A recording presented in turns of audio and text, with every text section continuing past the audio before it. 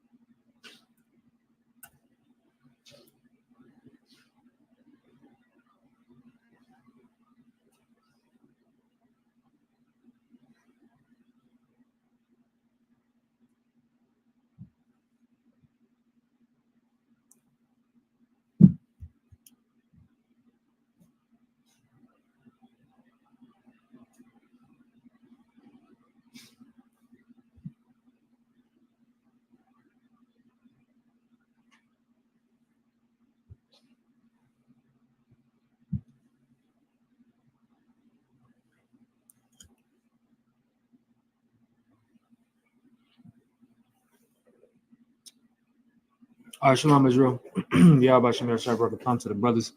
Yahweh Shem Alephem Bashem Yahshua to the sisters. I'm Priest Officer Parag holding down the Sabbath service for Arizona. If you're watching online, we got classes every Tuesday through Friday from 7 to 9 p.m. And every Saturday, we hold our Sabbath service from 11 a.m. to 1 p.m.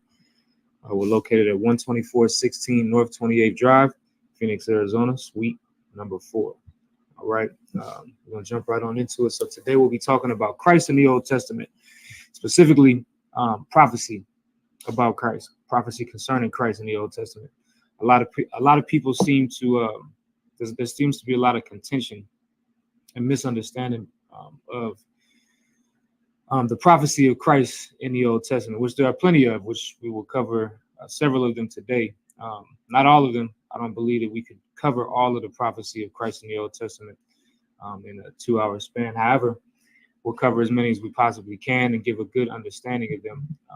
Another reason why I feel like this class is also necessary, especially for a Sabbath service, is to understand to give the understanding as to why Christ needed to come. All right, the necessity of Christ for Israel. All right, it's extremely important for us as Israelites to be able to understand why we need a Messiah in the first place.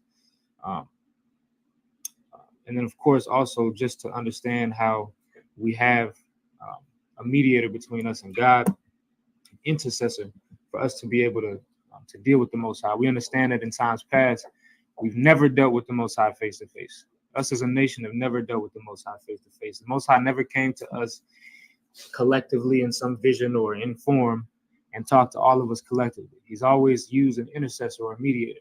Of course, we understand that was Moses at one time. It was Joshua at one time. It was the prophets at one time. Jeremiah, Isaiah, Ezekiel, David. All of these men, there were always men that were the mediator or the intercessor between God and men. All right. So we're going to talk about the greatest intercessor, which is Christ, and we're going to find these prophecies in the Old Testament and kind of pick them apart and understand them. So without further ado, and just to clarify too, to start off, because it's a Sabbath service, of course, we read our first 7 verses in the Hebrew. We'll be starting off in Isaiah, the 53rd chapter. All right, that's one of my favorite prophecies of Christ, and we'll be starting off there. However, we're going to move around a little bit. That's not the only prophecy we're going to get. All right. So with that being said, we'll go ahead and begin with the prayer. So I imagine, which means to stand. Panyakudan, which means to turn the face to east, which is that way.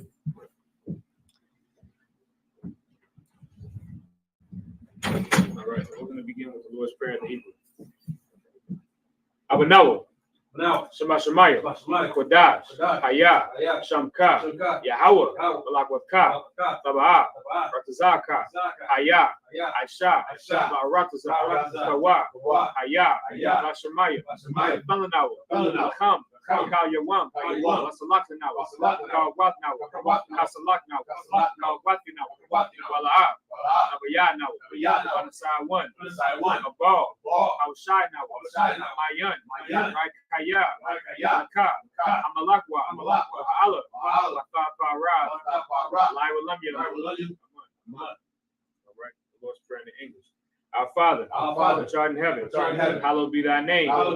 Yahweh, thy kingdom come. Thy will be done in earth, as it is in heaven. Give us this day our daily bread. And forgive us our debts, as we forgive our debtors. And lead us not into temptation, but deliver us from evil. For thine is the kingdom, and the power, and the glory, forever. So be it. The I.S.U.P.K, or the power in the Hebrew. Yahweh, Ba'ashem Yahushai, Babukusha, Tananawa Hakat, Hakat Larapa'ah, Akal Maka'ala, Akal Madawa, Hakat Latahar, Amatazarayim, Hakat Lakwayam, Amathiam, Hakat, Arakawa, Atama'ala, Garshan, Ba'ashem Yahushai, the one month, in the English. Yahweh, in the name of Yahweh Shai, please give us the power, the power to heal all manner of sickness, and all manner of disease, the power to cleanse the lepers, the power to raise the dead, the power against unclean spirits, to cast them out, in the name of Yahweh Shai. Thank you, so be it. Psalms 121 in Hebrew. I.S.U.P.K, Ayanya, Ahaharya, Mayan, Yabaa, Isaiah, Ma'ain, Yahweh, Aisha, Shamayam, Waratazah, Ayathan, Lamawat, Ragalka, Yanawam, Shamarka, Kana, La'a, Yanawam, Wala'a, Yayashan, Shamar, Yashala, Yahweh, Shamarka, Yahweh, Tazalka, Yad, Yanganka, Yawamam, Hashamat, La'a, Yakaka, Wayarach, Alayala, Yahweh, Yashamarka, Kal Rai, Yashamar, Atnapashka, Yahweh, Yashamar, Shaza'atka, Wabah, Waka, Ma'itha, Wa'ai, I'm going to read Psalms 121 in English. I will lift up mine eyes unto the hills. From whence cometh my help? My help cometh from Yahweh, which made heaven and earth. He will not suffer thy foot to be moved. He that keepeth thee will not slumber. Behold, he that keepeth Yahshua shall neither slumber nor sleep. Yahweh is thy keeper. Yahweh is thy shade upon thy right hand. The sun shall not smite thee by day, nor the moon by night. Yahweh shall preserve thee from all evil. He shall preserve thy soul. Yahweh shall preserve thy going out, and thy coming in, from this time forth, and even forevermore. All right, we're going to read Psalms the 83rd chapter, beginning with the Hebrew. Alahayo, Al-Damayalaka, Al-Thakarash, Wa-Al-Thashakwat, Kayahana, Awa-Yabyaka, Yahamaya 1, Ra'ad, Al-Imaka, Yariyamwa, Sawadah, Wayatha, Ya'itazawa, Al-Tazapawanyaka, Amarwa, Lakawa, Wanakakidam, Magalia, Wala'a, Yazakar, Sham Yasha'ala, Awadah, Kaya, Awa-Itazawa, Alaba, Yahadwa, Al-Yaka, Maryat, Yakarathwa, Ahawya, Arawam, Yashamayalia, Mawa'aba, Agarya, Gabal, Waimawan, Waimalak, Halashad, I.S.U.P.K, Tazawar, Ram Ashawar, Nalawa, Imam, Hayawa, Zarwai, Abanyalawat, Salah, Shalaham,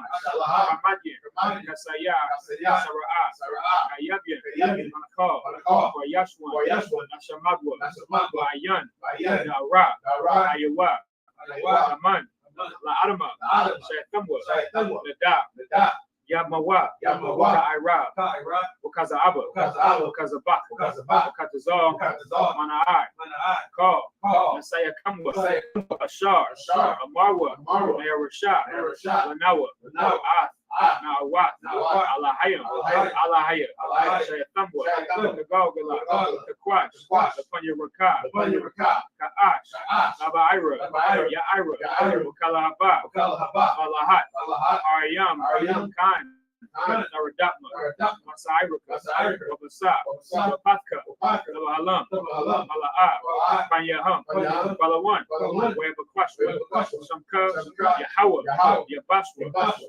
Slaki, Wayabahawa, Ayai, Wayakaparwa, Wayabagwa, Wayadaiwa, Wayatslaki, Kayata, Shamka, Yahawah, Labadka, Ayawan, Alcohol.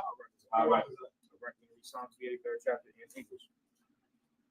Keep not thou silence, O God. Keep not thy silence, O God. Hold not thy peace. Hold not thy peace. And be not still, O God. And be not still, O God. For lo, lo, thine enemies make a tumult. thine enemies make a tumult. And they that hate thee have lifted up the head. And they that hate thee have lifted up the head. They have taken crafty counsel against thy people. They have taken crafty counsel against thy people. And consulted against thy hidden ones. And consulted against thy hidden ones. They have said, Come, Come, let us cut them off from being a nation. let us cut them off from being a nation. That the name of Yahshua That the name of Yahshua may be no more remembered. may be no more remembered. For they have consulted together with one consent. For they have consulted together with one consent. They are confederate against thee. That they are confederate against thee. The tabernacles of Edom, The tabernacles of Edom, and the Israelites, and the Israelites, of Moab, Moab, and the Hagarene, and Hagarene, Gabal, Gabal, and Ammon, and Ammon, and Amalek, and Amalek, the Philistines, the Philistines, with the inhabitants of Tyre. with the inhabitants of Tyre. Assur also is joined with them. So also is joined with They them. have hope in the children of Lot. They have hope in the children of Lot. Salah.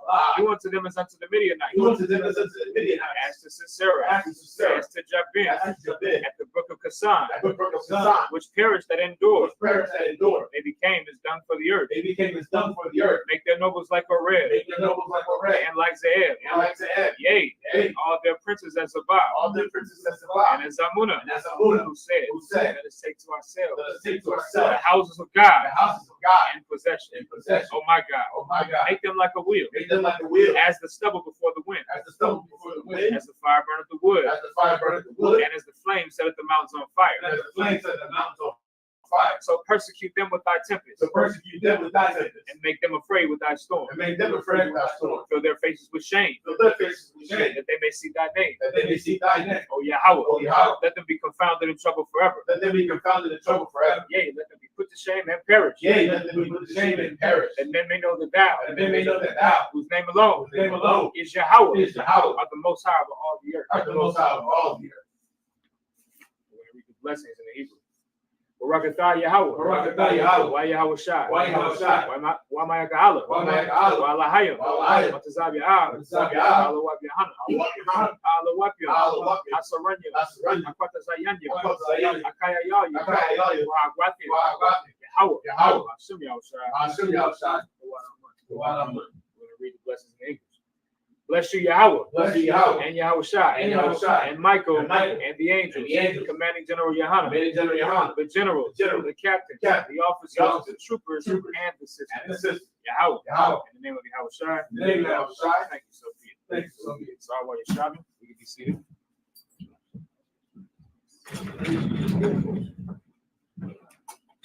All right. Once again, we're going to be in Isaiah the 53rd chapter to begin. All right.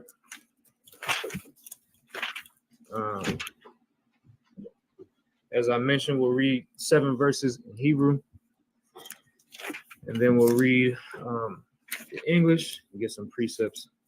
All right. So beginning with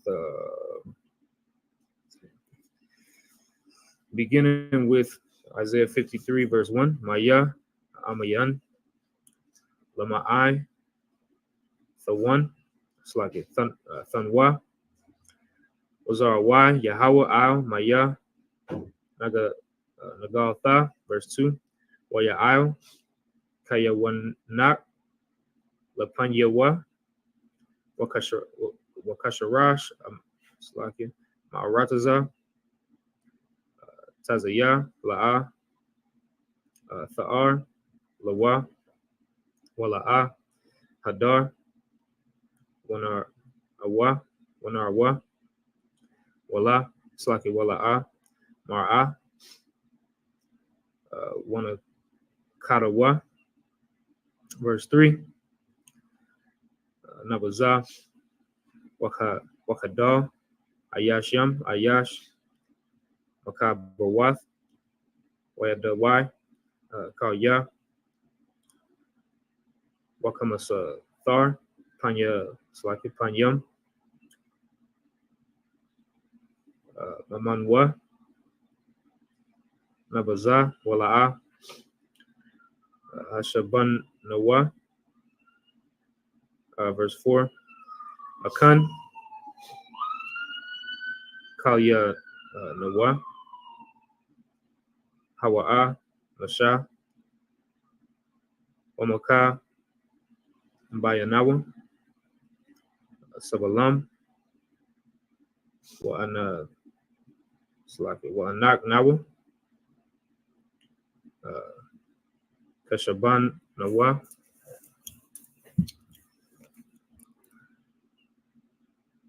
Slaki,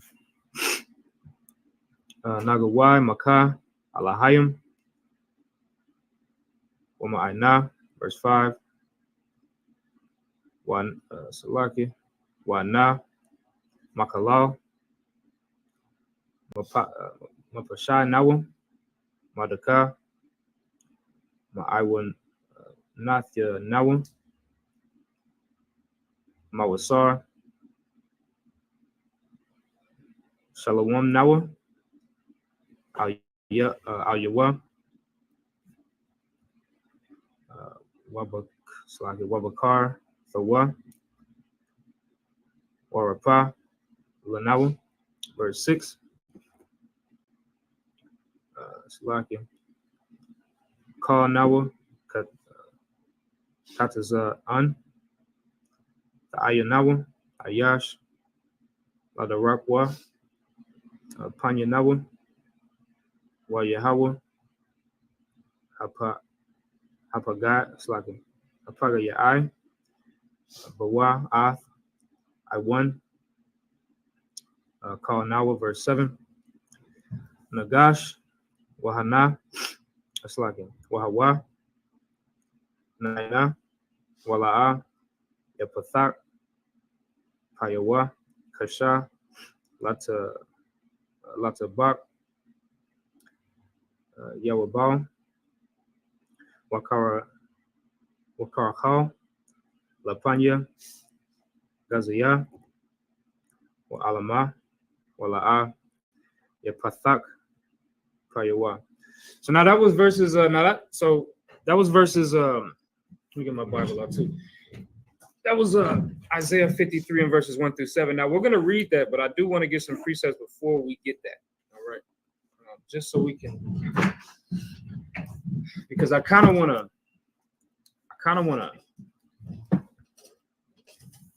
finish off with that prophecy. Now that prophecy is talking about, to whom is the arm of the Lord revealed. All right, that's what that prophecy is talking about. We can actually read that real quick. We can just read that first verse to get an understanding of what that prophecy is talking about, and then what we'll do is we'll get some of these. We'll break it on down with some of these other prophecies. All right, we're not going to jump around. We're going to make sure this is very clear cut, but I do want to read this first. All right, so let's read this first. Let's get Isaiah, the 53rd chapter. Let's see where we at. So let's get Isaiah, the 53rd chapter. Let's read the first verse. Book of Isaiah, chapter 53, verse 1. Mm-hmm. Who hath believed our report? And to whom is the arm of the Lord revealed? So now, this is why I wanted to open up the class with this, right? To whom is the arm of the Lord revealed? Who is the arm of the Lord? What does that even mean? The arm of the Lord. Well, your arm is an extension of your body that it's connected to your shoulder and your hand. And you do things with your hand. You make moves with your hand, right? It's where your power comes from. It's what you do things with. Well, the arm of the Lord, I'm just going to give it to you, is Christ. All right. When we read the rest of this chapter at the end of this class, the rest of Isaiah, the 53rd chapter, at the end of this class, you'll see exactly who it's talking about. But to whom is the arm of the Lord revealed? The book of Amos, the 3rd chapter, says that, the Lord revealeth his secrets to his servants, the prophets. So that's who it was revealed to. Now it's up to us to reveal it to y'all. All right. So now what we're going to do, we're going to start in Deuteronomy, the 18th chapter. We're going to start way, way back. All right. We're going to go back to Deuteronomy, the 18th chapter. And we're going to start getting these prophecies of Christ. See, the entire Old Testament is filled with prophecies of Christ. Now, once again, we talked about this at the beginning of this class. What is the necessity of Christ? Like, what do we need Christ for? Well, that term Christ, or Mashiach, means deliverer, right? It means savior, deliverer, right? So what do we need that for? Well, obviously, we need it right now. We're in captivity. And we needed it when we were in the Babylonian captivity and the Assyrian captivity and the Egyptian captivity. We've always needed a Messiah or a savior because we've always found ourselves in these positions, in these conditions, in slavery, in captivity, under servitude, in bondage. And we've always needed somebody to deliver us, right? When the time of Deuteronomy, the 18th chapter, Moses was the one that delivered us. You had something? I just want to say, when you point out that the Most High say he reveals his secrets to his prophets, I was just listen to it sounded like a podcast with some brothers, and they was talking about Egypt and the Bible and all that, and one of the brothers, and they were saying, oh, the whole thing about Christ is a Greek thing about one man dying for everybody else, but you won't find that nowhere in the Old Testament. And I was like, obviously you never read the Old Testament. The Lord just didn't show him. Yeah, it's all over. It's all over. Like you're saying, like prophecies of Christ coming and dying for our sins. Well, yeah, and the what we just read, right in Isaiah the 53rd chapter. When we read the rest of that chapter at the end of this class, we'll find that the Lord did send one man to die for the rest of the nation of Israel. Like that, he did do that. That's in the Old Testament. That's in the Bible. You understand? It's not a Greek. Greeks don't believe in one man dying for everybody else. They believe in everybody dying for everybody because they're selfish. That's what they believe in. They don't believe in brotherhood. And that's what Christ represents, is the brotherhood that he just displayed by putting himself on that goddamn cross. When that's a terrible way to die, brother. It's a terrible way to die. But let's get into it, right? So before we even get to that, let's just get to the prophecy in Deuteronomy, the 18th chapter, that shows us that there's somebody that's going to come. Now, let's read Deuteronomy 18 and verse 18. Deuteronomy chapter 18, verse 18. I will raise them up a prophet from among their brethren, like unto thee. So now this is the Most High speaking to who? Moses. The Most High is speaking to Moses here, and he's saying, I'm going to raise them. Who's them? The children of Israel. I'm going to raise the children of Israel a prophet from among their brethren. So this isn't going to be some outsider coming in. We're not going to have some outside king or outside prophet coming in. It's going to be an Israelite. The Most High is going to raise them up like unto thee, like unto Moses. All right, keep going. And will put my words in his mouth. Mm-hmm. He shall speak unto them all that I shall command him. And he shall speak. That's what Moses did. Moses spoke everything that the Most High commanded the children of Israel. Okay, once again, we talked about this at the beginning of the class, that the Most High never dealt with us face to face, not the whole children of Israel. He dealt with Moses face to face. And Moses is the one that delivered those commandments to us. So when you see thou shalt not, that's not, the Lord ain't saying that. The Lord told that to Moses to tell us. You understand? Like the Most High didn't. Now, of course, we see that the first time that the Most High dealt with the children of Israel as a whole at Mount Sinai, the children of Israel was like, hell no, I don't want that, because he came down in that cloud with thunder and lightning. You understand? The children of Israel, they weren't ready for that. And I mean, I can imagine. You understand? You understand? Because that's an amazing power, and they just wasn't ready. They was like, look, Moses, you deal with him. He's too mighty of a power for us. He's too scary. So Moses had to put his words in Moses' mouth, and Moses was the one that delivered the words to us. Now, why does the Most High say he's going to raise up a prophet from among their brethren like unto thee? Well, what's so special about Moses? Not just, yes, but that's not what's the like unto thee. Why is the Most High saying like unto thee? because Moses was the one that was ruler at the time. He was their Messiah. Did not Moses lead the children of Israel out of the captivity of Egypt? He delivered them out of the, of course, through the hand of the Most High. But whose staff was it that split them waters? That was Moses' staff. You understand? Now it was only through the power of the Most High. I'm not giving no credit to Moses in that fashion. However, he was the one that delivered the children of Israel through the Most High. So when it says like unto thee, it's because just like how Moses led the children of Israel out of captivity in Egypt, Christ is going to lead the children of Israel out of captivity, out of wherever we're scattered abroad. You understand? Wherever we're scattered abroad. So let's keep reading, right? Verse 19. Okay. Verse 19. And it shall come to pass that whosoever will not hearken unto my words, which he shall speak in my name, I will require it of him. Just like how when they wouldn't listen to Moses, they got put to death. When they wouldn't listen to Moses, the ground opened up and swallowed these men and women up because they would not hearken unto the words that Moses delivered. Well, just like that, if you don't listen to Christ, the same thing's going to happen to you. If you don't take heed to the words of the Most High through Christ, the words that Christ delivered, if you don't have your faith in Christ and follow Christ, well, you're going to be put to death just like those Israelites in the wilderness. It's the same thing. Now, some people, give me Deuteronomy, the 34th chapter. Now, some people will say that prophecy is talking about Joshua. Y'all know that Moses could not go into the land. I'm going to break this down for y'all. Moses couldn't go into the land. He disobeyed the Most High once out of his anger. And he was told by the Most High, you will not see the promised land. He had to die right outside of the promised land before the children of Israel could go in. And so he had to raise up Joshua to bring the children of Israel into that land. Now, some people will attribute this only to Joshua. All right. I want you to understand. All right. Now, as you can contribute this to Joshua, right? Because Joshua did come right after Moses, and he did lead them into the land of Israel, right? And he was of their brethren.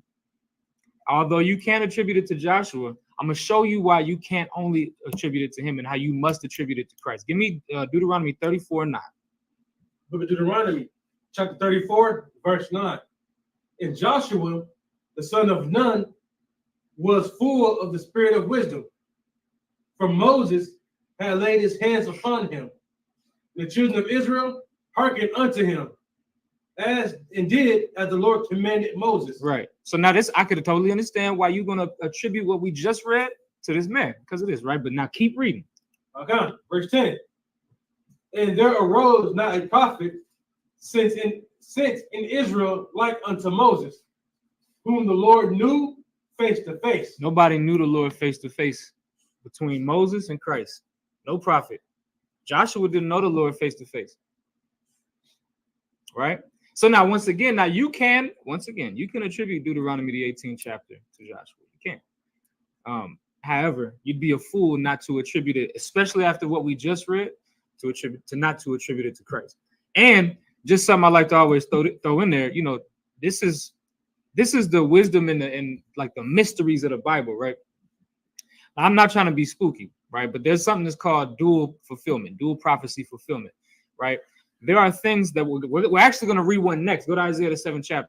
We're going to read one next. But there's things that were fulfilled in times past, but were a sign of things to come. So that prophecy in Deuteronomy, the 18th chapter, did get fulfilled with Joshua. Understand that. But it was a sign of what was to come into the future. And I always like to throw this in there. What's Joshua's name in the Hebrew? Yahusha. If you take that into the Greek, which is what you know, Jesus. You understand? Just think about that for a second. It's a sign. That's the way the Most High works like that. You understand? The Most High works like that. And he put these things in order like this for the prophets to reveal to the people. All right. So go ahead. I missed that last part, the very point of the last that we just went over.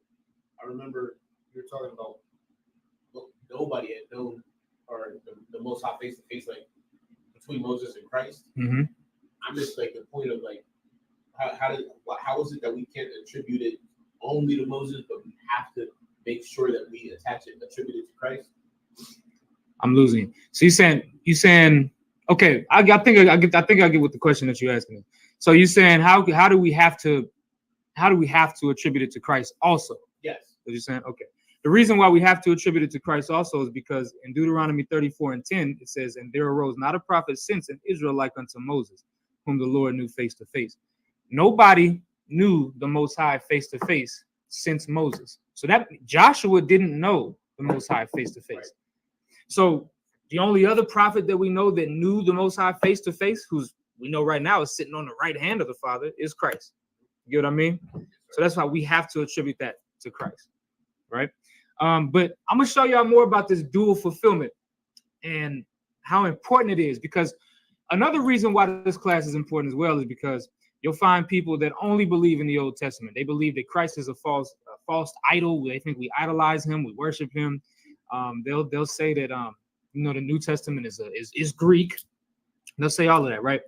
And they'll say it's based off of Zeus and it's based off of Egypt and it's all of these things, right? So, and a lot of times what they'll do is when we use these prophecies, like even the one that we just brought out in Deuteronomy 18th chapter, they'll say, well, that's not Christ, that's Joshua.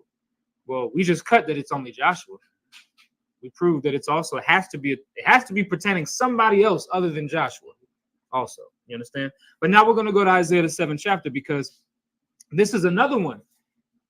If you don't know how to battle this, you're going to get cut by an Old Testament only. Somebody that only believes in the Old Testament, they study that thing fervently. All right. So you got to study this. We got to understand how to combat this, right? So give me Isaiah 7 and matter of fact, let me get there with you. Isaiah 7 and verse 14. The book of Isaiah, chapter 7, verse 14. Mm-hmm. Therefore, Lord himself shall give you a sign. Mm-hmm. Behold, a virgin shall conceive and bear a son, and shall call his name Emmanuel. And shall what now? So look, a virgin. Now we use this, Christians use it. Everybody knows that this is a prophecy about Christ, right? A virgin shall conceive and bear a son and shall call his name Emmanuel. Emmanuel means just God with us, right? Keep going. Okay. Verse 15. Butter and honey shall he eat, that he may know the refuse of, like, that he may know to refuse the evil and choose the good. Verse 16. For before the child shall know to refuse the evil and choose the good, the land that thou abhorrest shall be forsaken of both her kings. Now, we use this prophecy, Isaiah 7 and 14, right? A virgin of the Lord himself shall give you a sign. A virgin shall conceive. What's this prophecy about? Mary and Joseph said. That's what we know it to be, right? All right, but look, now go to chapter 8. I'm just going to show y'all something. All right. Go to chapter 8 and read verse 3. Book of Isaiah, chapter 8, verse 3.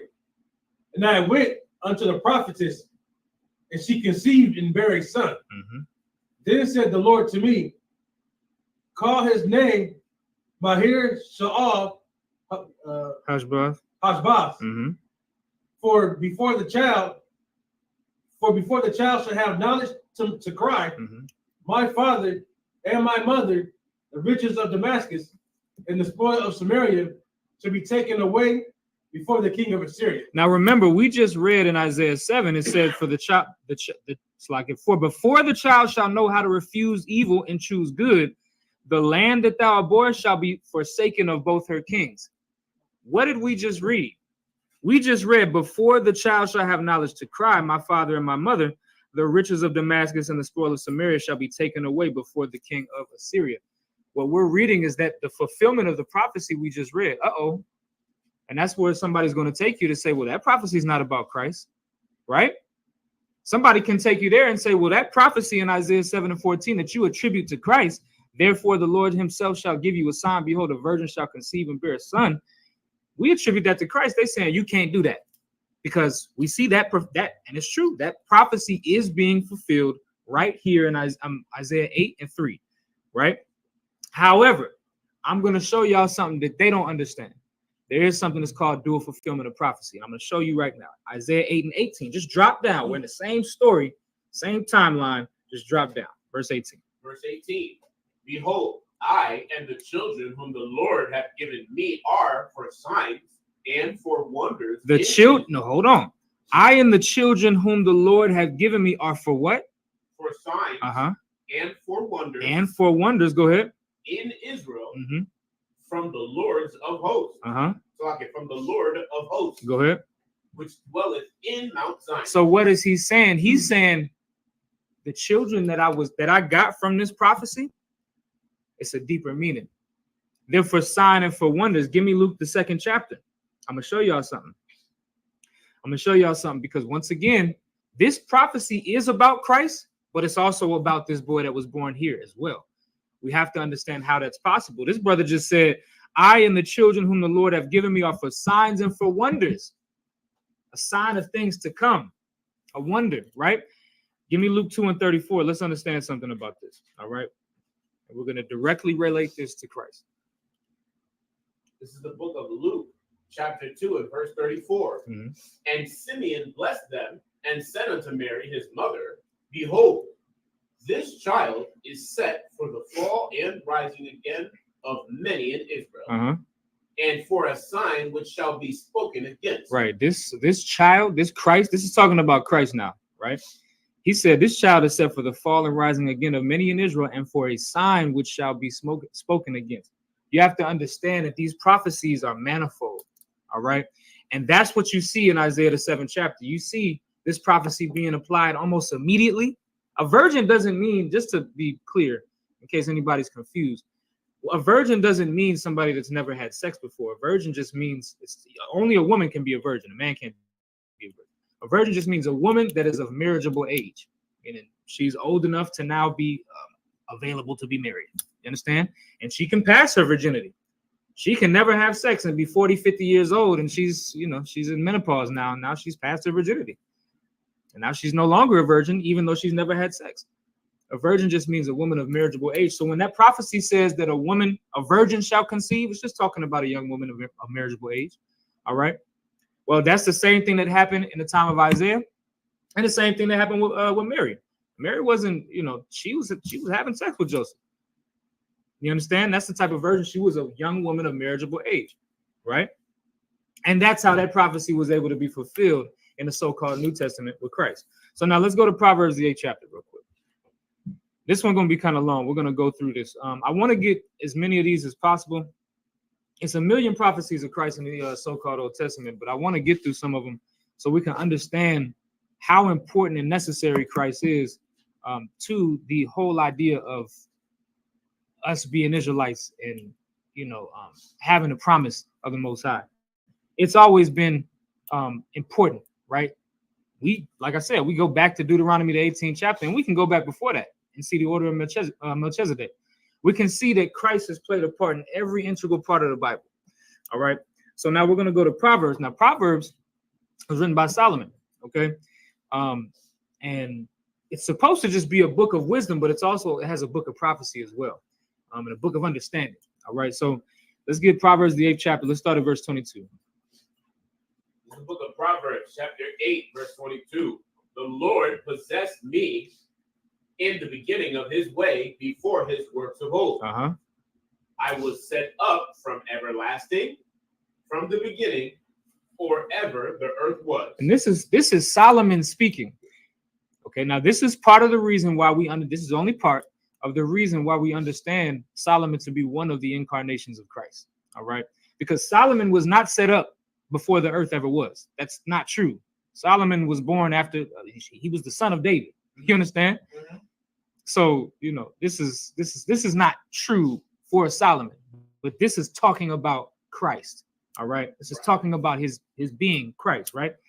He said, I was set up from everlasting, meaning before anything ever was, I was, right? You got something? If I could add a little clarification to the point. So the SHALAM, King Solomon is not speaking of himself as this one lifetime. He's actually speaking spiritually. Yeah, this is a spiritual connotation here. So he's fully aware that I am one incarnation of the Spirit, and this is me. I couldn't necessarily say whether or not he was aware. You know, the scriptures say in the book of Ecclesiastes, and he wrote Ecclesiastes as well. There is no remembrance of former things, so you can't necessarily tell whether or not who you were in a past life or whatever. So I wouldn't muddy it up like that. But he's speaking spiritually. He wrote this down in such a poetic form. I mean, who knows what he was thinking when he wrote this? But this is for sure talking about Christ, and we're going to prove that it's talking about Christ, right? It's almost like if you think about it, think about how when Adam was put under a deep sleep and he went and got his rib, he didn't know what the hell he was doing. Well, Solomon is writing this down, and this is talking about Christ. Who's to know and say whether or not he knew it was about Christ or knew he was one of the incarnations of Christ? However, this is talking about Christ, right? So let's keep reading. Verse 24. Verse 24. When there were no depths, I was brought forth. When there were no fountains abounding with water, before the mountains were settled, before the hills was I brought forth. Keep going. While as yet he had not made the earth, nor the fields, nor the highest part of the dust of the world, when he prepared the heavens, I was there. Right. And once again, we're in the book of Proverbs. This is Solomon speaking. He's saying, I was there. This is talking about Christ. When he prepared the heavens, Christ was there. Christ was there from the beginning. Keep going.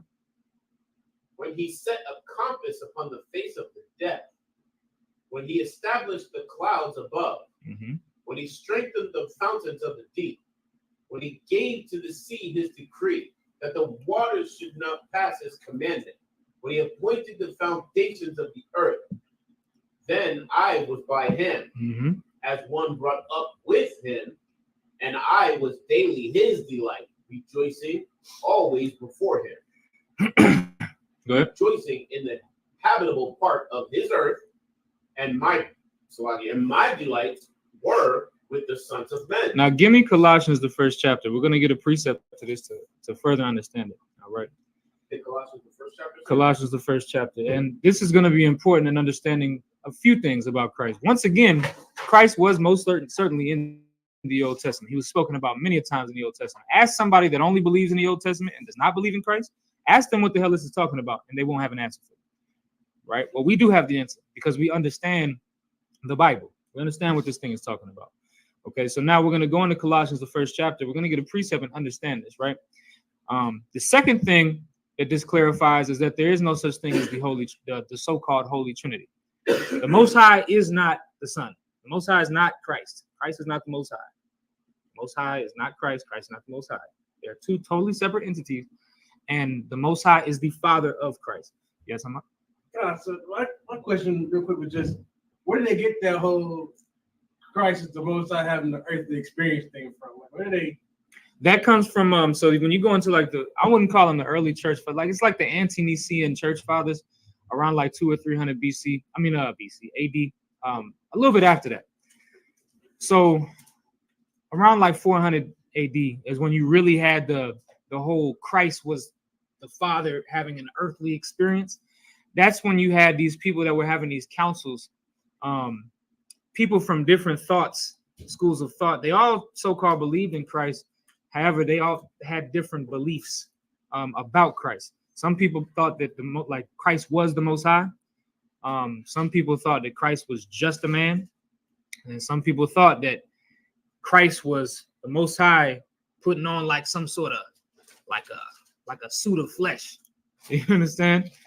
You know. So and it was like a debate. It was almost like well, I don't want to compare it to anything that you might see. I will though. It's almost like how you have there's only one truth, right? Right. And you see other people, there's these other groups, maybe the Israelite groups or Christian churches or whatever, they'll debate us on whether or not they have this doctrine called oneness, where Christ and the Father are one being. I don't really know how to break it down all the way yet, but it's because it's ridiculous. It's not true. But it's not the Trinity, because the Trinity is the Father, Son, Holy Ghost. That's three distinct persons, but one being. It's retarded. Doesn't make any sense. So it's schizophrenic. Yeah, it's like a schizophrenic. It's not even just it's polytheism, because really in essence the Trinity is like three gods, right? I don't want to go too far off. Let's read this. I just want to dismantle it. I don't even want to talk about it. Okay. So give me Colossians 1 and 12. This is the book of Colossians, chapter 1 and verse 12. Giving thanks unto the Father, which hath made us meet to be partakers of the inheritance of the saints in light, who have delivered us from the power of darkness and have translated us into the kingdom of his dear Son. Right. So now this now is talking about Christ, saying has translated us into the kingdom of his dear Son. Go ahead. In whom we have redemption through his blood. Right. Through his blood, meaning the blood of Christ. Go ahead.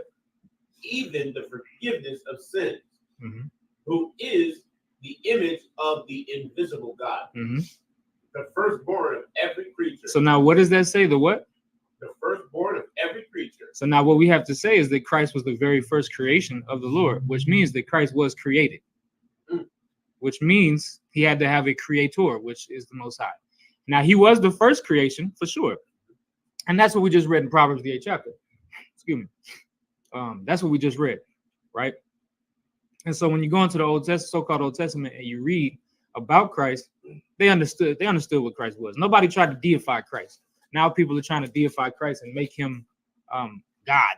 You understand? And that's just not the case. But that is the precept to what we just read, right? Paul is saying he's the firstborn of every creature. Well, Proverbs the 8th chapter just went through a list of things that Christ was before. He was before the Most High set the earth and the heavens. He was before the mountains. He was before the seas. He was before everything, right? He was the firstborn of every creature. All right. And another precept to that, give me Micah the 5th chapter. Let's go on to Micah the 5th chapter. This will be a quick one, just one verse. Excuse me, y'all. I'm getting over this cold or sickness or whatever the hell it is. So forgive me.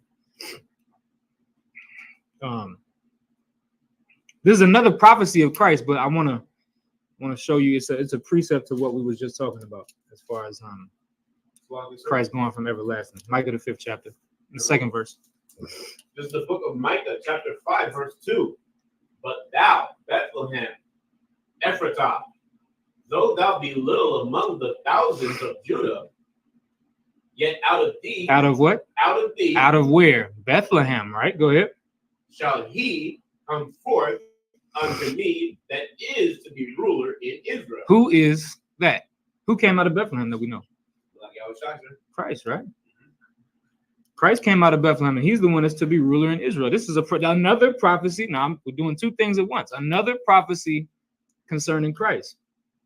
The ruler over Israel, the Messiah to come, had to come out of Bethlehem, even though they're little among the thousands of Judah. Yet out of thee, he shall come forth unto me that is to be ruler in Israel. This is talking about Christ. Keep going.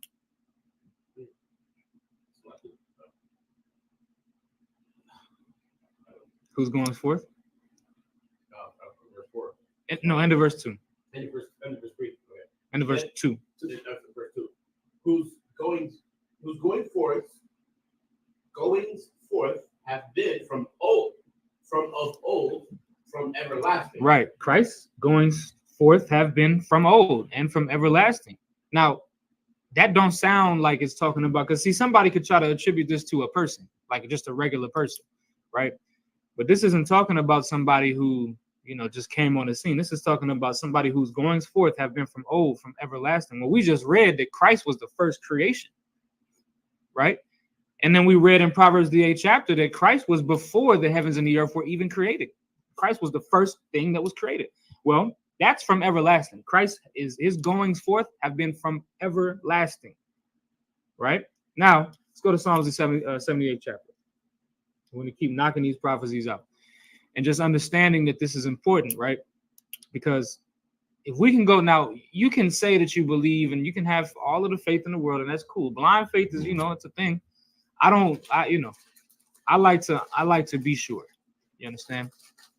And there's a reason why I believe in this Bible. I don't, if I just believe in the Bible because somebody told me to, then I'd be in the Christian church, because that's where people go that just want to be told about the Bible and not understand it, and really not even told about the Bible. They just want to be told what people say or think about the Bible, which is what church is, Christianity, right?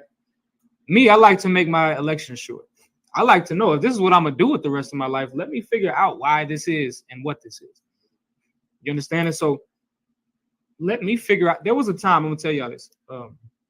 there was a time before I came into the truth that I questioned Christ. Like I read up on a couple of things, and I felt like there was some inconsistencies with like Christ, and the different gospels had these different narratives, is what I thought in my head. And you know, even with the whole Isaiah, what we just went over, the Isaiah 7th chapter, where it talks about the virgin shall conceive, I saw somebody tear that into pieces. I was like, damn, that can't be talking about Christ, because you go into the 8th chapter like we just did, and that's talking about somebody else.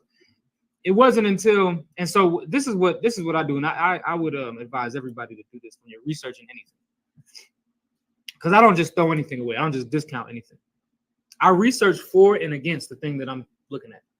So I don't just research against. I'm like, damn, I don't like this, and I'm just going to research against it. You can't do that, because then now you're biased and you're one-sided, and you're no better than if you would have just believed the thing blindly, right? So what you have to do is you have to research for and against. And what I came up with my studies, and then of course once I came into the truth and found, was that Christ was the Messiah, and he was prophesied in the Old Testament.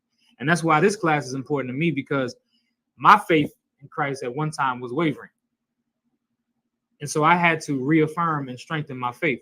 And going into the scriptures and learning and understanding these things reaffirms your faith.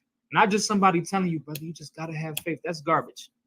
And what it does is it gives you a false sense of faith. Because like, damn, I guess I'm wrong if I don't believe. So I guess I just better believe. No, let's try to figure this thing out. Let's parse through these scriptures and figure this thing out. And when you come to these classes and you find out the things that you didn't know, and you do the research for and against, you start to find out the truth. And that's why these things are important, right? And so point being in my giving y'all that story is just to give y'all the understanding that you have to don't blindly follow. That's what Christians do. That's why we have a scripture breakdown class. That's why when you come to class, you can ask questions. You can put all your questions in the chat. You can ask them in person, and we'll answer all you. We don't dodge questions. You understand? And so we got the answers. And so here's Psalms, the 78th chapter. Let's start at verse 1.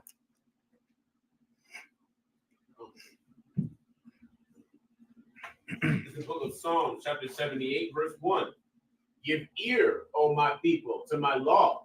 Incline your ears to the words of my mouth. I will open my mouth in a parable. I will utter dark sayings of old. So he said, I will open up my mouth in a parable, and I will utter dark sayings of old. Remember that. Keep going. Which we have heard and known, and our fathers have told us. We will not hide them from their children, showing to the generation to come the praises of the Lord and his strength and his wonderful works that he hath done. Now hold for me Matthew the 13th chapter. Here's what I want y'all to understand. The book of Psalms is not only a book of just poetry. All right. It's not just a book of songs. It's also a book of prophecy. Okay. There's plenty of prophecy in there. We all love the prophecy in Psalms 137. I'm going to talk about us dashing in pieces the children. Right. It's a book of it's a vast amount of prophecy in the book of Psalms. Okay. And so we understand that David was a prophet. You understand? And a lot of people that were around him at the time, like people get it confused that there was only like one or two prophets at a time. Like you had Ezekiel, and then there were no other prophets. And then you had like Obadiah. No, a lot of these prophets were contemporaries with each other. They was alive at the same time, and they had other prophets. You know, the scriptures say that Jezebel, she was killing hundreds of prophets. Hundreds. So, yeah, there was a lot of prophets at one time, and these prophets were all delivering the word of the Most High. You just find the major prophets in the Bible that are recorded here: Isaiah, Obadiah, Ezekiel, Habakkuk, all of them. But it was hundreds of prophets. Okay, I just want y'all to understand that, right? So now we're gonna talk about this prophecy. I told y'all to remember something out of that chapter. Let's read Matthew 13 and 34. Matter of fact, read 33 just to get some context. I got book of Matthew, chapter 13, verse 33.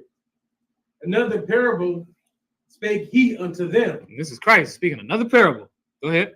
The kingdom of heaven is like unto leaven, which a woman took and hid in 3 measures of meal, till the whole was leavened. Verse 34. All these things spake Jesus unto the multitude in parables, Yeah. So look, that's how Christ spoke. He spoke in parables, right? Go ahead. Without a parable, spake he not unto them. And without a parable, spake he not unto them. He always spoke in parables. Keep going. Okay. Verse 35. That it might be fulfilled. That it might what? That it might be fulfilled. Go ahead. Which was spoken by the prophet, saying, I will open my mouth in parables. Mm-hmm. I will utter things which have been kept secret from the foundation of the world. We just read that in Psalm 78 and 2, right? I will open up my mouth in a parable. I will utter dark sayings of old. Well, that's how Christ spoke, right? And Matthew was explaining that. He's saying that's how that prophecy got fulfilled, because that's how Christ only spoke to the disciples. He only spoke in parable. And that's, remember, Christ, the disciples asked Christ, well, why do you always talk to us in parables? Like, why can't you just talk like regular? Like, just talk to us like a person, you know? And he like, well, I talk to y'all in parables because it's for y'all to understand. Those who don't understand this parable, it's not for them. And that's why when he would give parables in front of the Sadducees and Pharisees, they were like, what the hell are you talking about? Right? Even Nicodemus was an Israelite, that, you know, a ruler of the Jews, right? Right. And when he told them, you must be born again, he like, what? I gotta jump back in my mother's stomach? Christ like, damn, you the ruler, you a master of the Jews, a doctor of the law, and you don't even understand this? Well, that's because it wasn't for him to understand, right? So that's what he told his disciples. And that's what Matthew was explaining. The reason why he spoke like that is because that was a fulfillment of the prophecy in Psalms the 78th chapter. Now let's go to Psalms the 16th chapter. Let's get another one. All right. It's all over the place. You just find these prophecies of Christ all over the place. What you come to find out is that this book is widely about, when I say this book, I'm talking about the Bible itself, is widely, it widely involves Christ. Christ is in this Bible a whole lot, more than you would have thought. But of course, it has to be revealed unto you for you to be able to get it, right? So we're going to get Psalms the 16th chapter. We'll start at the 8th verse. To the book of Psalms, chapter 16, verse 8. I have set the Lord always before me, because he is at my right hand. I shall not be moved. Therefore, my heart is glad, and my glory rejoices. My flesh also shall rest in hope. Now, this is a Psalm of David, right? This is David. This is a psalm, right? Or a poem or a song, right? He said, I have set the Lord always before me, because he is at my right hand. I shall not be moved. Therefore, my heart is glad, and my glory rejoices. My flesh also shall rest in hope. Go ahead, verse 10. For thou wilt not leave my soul in hell, neither wilt thou suffer thine Holy One to see corruption. What the hell is he talking about? You know, David is a man. He has to die. Right. So he's going to see corruption. Give me Acts the 2nd chapter. He's going to see corruption. David has to die. He's a man. He knows he's going to die. And what corruption means is that flesh is going to wither away. Okay? When you get buried into that sepulcher, into that grave, you know, your flesh is going to rot off of your bones. Your flesh is going to deteriorate. That's corruption. All right. But he's saying that will not suffer, that will not leave my soul in hell. What's your soul? Your body. Okay. Not leave my soul in hell. What's the hell that this is talking about? Talking about the grave. So David is saying, he's talking to the Most High. He's saying, you will not leave my body in the grave. Neither will you suffer your Holy One to see corruption. Let's see what this is talking about. Now we're going to read Acts the 2nd chapter and the 22nd verse on down. It's a little lengthy, but just we got to get all this context with it. All right. Gotcha. This is the book of Acts, chapter 2 and verse 22. Ye men of Israel, hear these words. Jesus of Nazareth, a man approved of God among you by miracles and wonders and signs, which God did by him in the midst of you, as you yourselves also know. Him being delivered by the determinate counsel and foreknowledge of God, ye have taken, and by wicked hands have crucified and slain. Go ahead. Whom God hath raised up, having loosed the pains of death. Now we understand that Christ died, right? He was crucified by the hands of wicked men. All right. But the Most High raised him up. We understand what Christ, he was in the grave for 3 days, right? Just like as that prophecy of Jonah, right? He said, just like the story of Jonah, how he was in the belly of that fish for 3 days. Well, I'll be in the grave for 3 days and I'll rise up. And that's what happened. What happened there? The Lord didn't allow his body to stay in hell, his soul to remain in hell or to remain in the grave, right? Because he got out of the grave after 3 days and he was raised up. But that's not what we're stopping at. Keep going.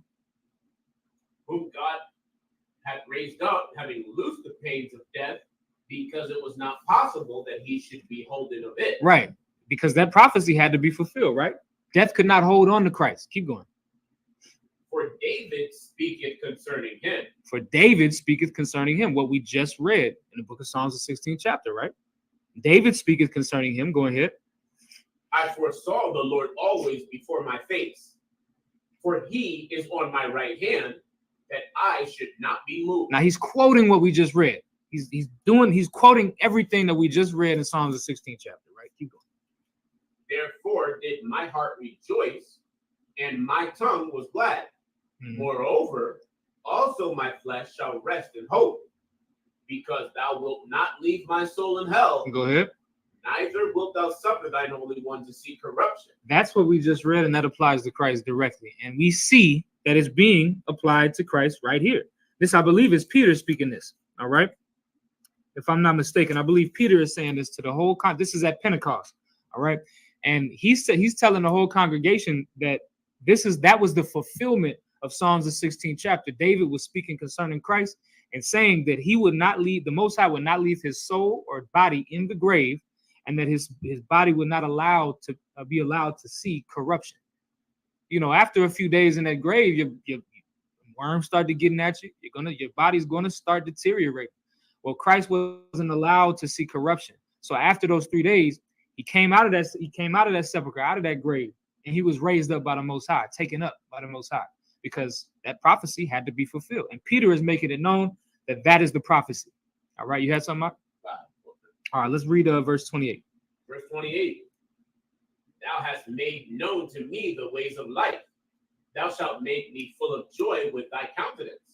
Men and brethren, let me freely speak unto you of the patriarch David. And now let's understand how this prophecy must be talking about Christ and could not be talking about David, because David was the one that said it, right?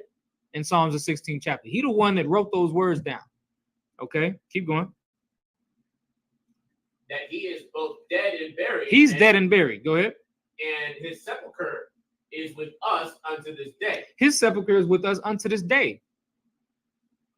We know where David's buried. Right now, we can go open the door to that sepulcher and his bones is in there.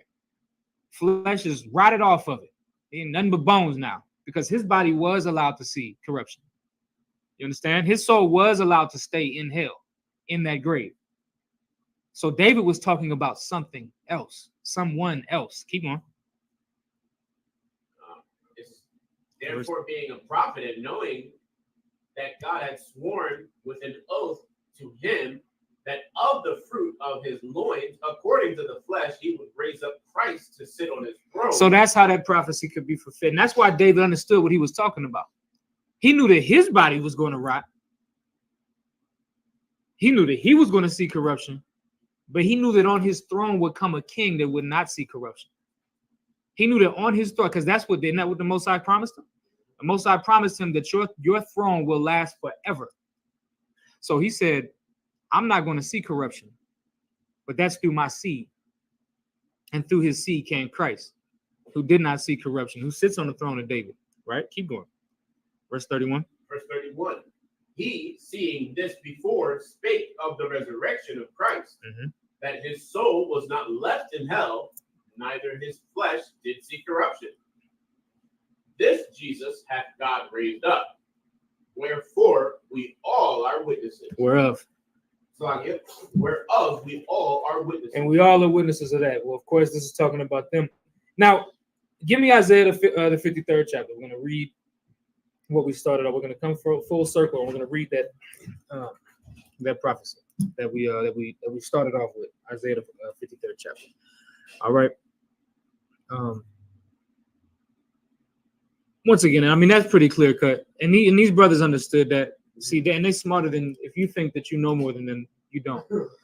Okay, they're much smarter than you. They walked in the time of Christ, and they understood that this was at a time when they understood the Bible. It wasn't, it's not like today with your T.D. Jakes, and Kirk Franklin sitting on his lap, giving him a lap dance.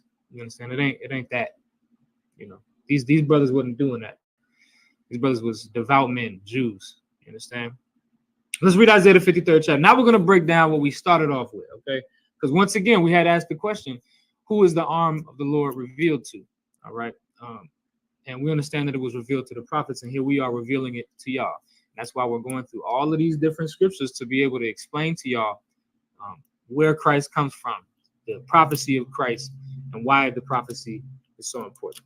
Okay, well, now we're going to go in Isaiah the 53rd chapter. We're going to break that down as well. So give me Isaiah 53 and just start from the top. Okay. This is the book of Isaiah, chapter 53, verse 1. Who hath believed our report? And to whom is the arm of the Lord revealed? For he shall grow up before him as a tender plant and as a root out of the dry ground. And he's going to come up as a root out of the dry ground, right? What is that talking about, out of the dry ground? Remember, go ahead. It's a reference to the environment into which he was born. Whereas, the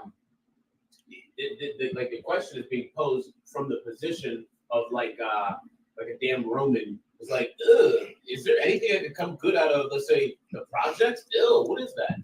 Right. Kind of, Because what the people said is what? Is there any good thing that can come out of Nazareth? Yeah, come. You understand? Because he came out of a place that nobody thought any good thing could come from. Roaches and rats. Right. You got a point to make? So I was gonna say, like, when you talk about the dry ground, you're talking in terms of gardening, right? Mm-hmm. The ground has to be moist for the plant to grow. Mm-hmm. So a dry ground is no good for farming, not good to grow plants. Right. So a tender plant growing out of a dry ground, as we said, coming out of somewhere that's destitute. You know what I'm saying? Somewhere that doesn't produce anything good. Right. Exactly. And so, and that's part of the point, right? Because especially when you talk about what people want somebody like your Creflo Dollar, who he comes on with a nice $3,000 three-piece suit. You understand? Nice big building. Well, everybody gonna listen to him because he got all the money and he got that comeliness that people would desire him. You understand? But this man, he came out of a place where you wouldn't think any good thing to come from. Right? Keep going.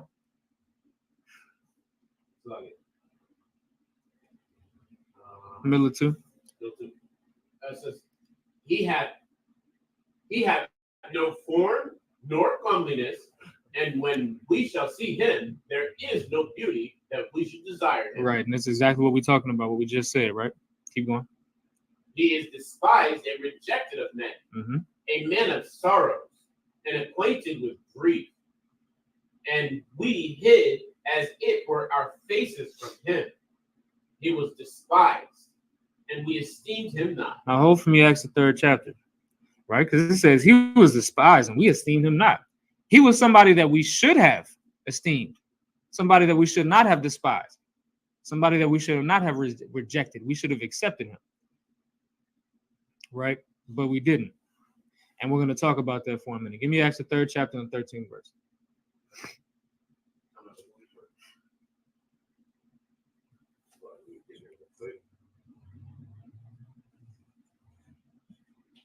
The book of Acts, chapter 3, and verse 13.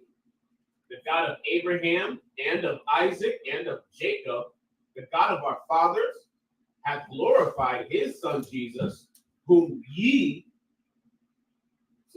delivered up and denied him in the presence of Pilate when he was determined to let him go. Pilate didn't want to put Christ to death. Pontius Pilate did not want to put Christ to death. He like, damn, I don't think this is a good idea. Something about this man. But y'all wasn't having it. I was like, no, he got to go. He got to go. He calling himself God he calling himself the Son of God, and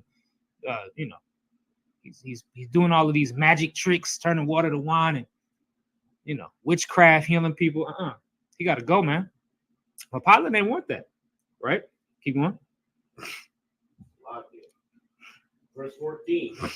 But ye denied the Holy One and the just, and desired a murderer to be granted unto you. Mm-hmm. You would have rather had a murderer to be your leader, to be your king.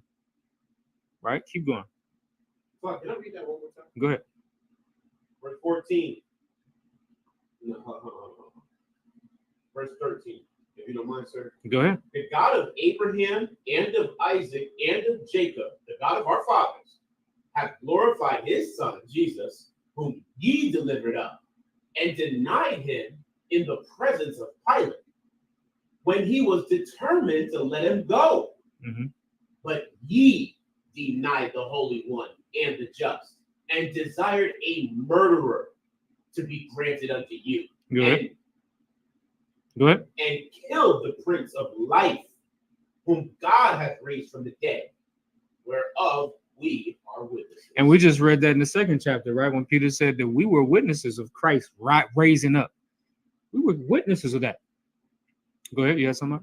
That's extremely scary, actually. This is the charge. This is the like you know how there's like a police chase, and then they tack all your charges on for you hitting stuff, but there's the main charge. This is like you're guilty of the death of the Most High Power's son, Christ. And this is like, it's a huge, just like, yeah, this is the one right here. This is the big charge. Yeah. Mm-hmm. And that's what I want y'all to give me now. Go down to verse 17. Verse 17. And now, brethren, I wot that through ignorance ye did it, as did also your ruler. And so now what he's saying is, I understand that through ignorance you did that. And this is what a lot of people don't understand. Put yourself in the timeline of Christ, all right? And imagine being a member of it's the only way I can describe it for somebody in this day and age. Imagine being a member of some really, really strict Christian church, all right? Got to pay your tithes. They still enforce all of that type of stuff. And you can't come to the Christian. It's almost like my father would have grown up going to church where the women couldn't wear pants. They had to wear a dress. Women and men had to sit separate and things like that, right? Very strict. And they had this specific, very extremely specific doctrine about Christ. And then some man comes on the scene. And there's a lot of people that call themselves Christ. Like a lot of people that come on the scene and be like, I'm Jesus Christ. I'm the Messiah. And they do a lot of weird stuff and talk weird. And,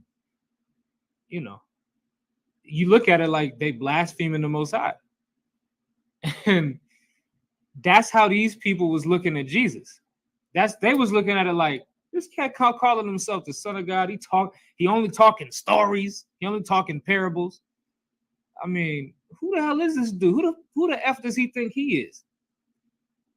He got to go, man. At that time, you could put to death for idolatry, for blaspheming the Lord. You could put to death for those things. They were still stoning cats back then. So that's why they delivered him up, because it was through ignorance. They didn't realize what they had, what they was dealing with.